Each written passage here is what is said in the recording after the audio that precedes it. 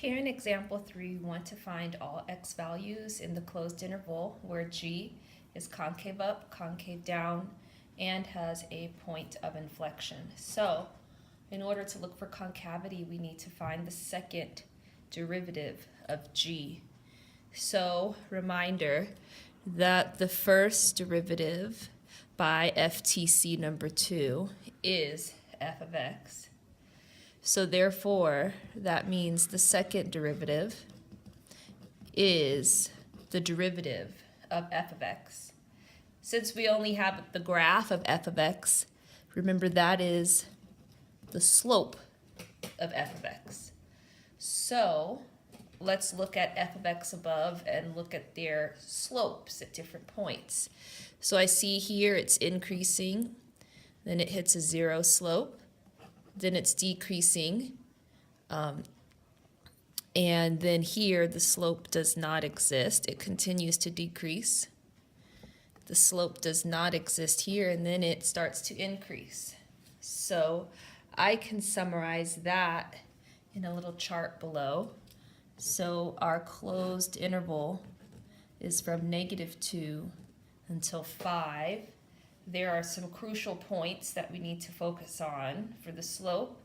That's where our slope is 0 or does not exist. So that happens at x equals 0, at x equals 2, and at x equals 3. So let's just remind ourselves our slope is 0 here and does not exist at these two values. So now let's look at that concavity. So it is positive here, which means concave up, negative here, concave down. It continues to be negative, concave down, and then moves back to a positive slope, which means the original function is concave up there. So we are comparing g to g double prime. So now that I have done this, we can answer our three questions here. So where is it concave up? It's concave up on these two open intervals, -2 to 0, union 3 to 5. Where is the function concave down? Here from 0 to 2, union from 2 to 3. So since it does not exist here, we're not going to do a closed interval, and you can always do two separate open intervals here, even if it's concave down to concave down.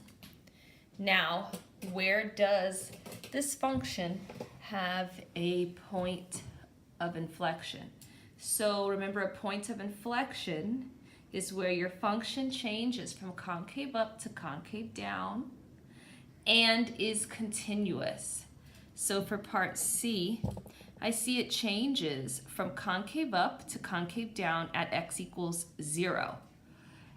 And I see that my derivative exists at 0. So I know that g prime of 0 equals 2. Well, let's just remind ourselves, what is g prime of 0? G prime of 0 is f of 0, which equals 2. So therefore, g is continuous at x equals 0. So since it's continuous at x equals 0 and it changes from concave up to concave down, there's an inflection point at x equals 0. So let's look at the other location where our function changes from concave up to concave down, or vice versa, and that's here at 3. Is our function continuous at 3? Well, let's see.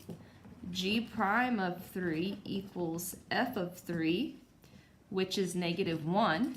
So since g prime of 3 exists, therefore g is continuous at x equals 3. So since it's continuous there and it changes from concave up to concave down, there is an inflection point at x equals 3. So inflection points happen where your function is continuous and changes from concave up to concave down.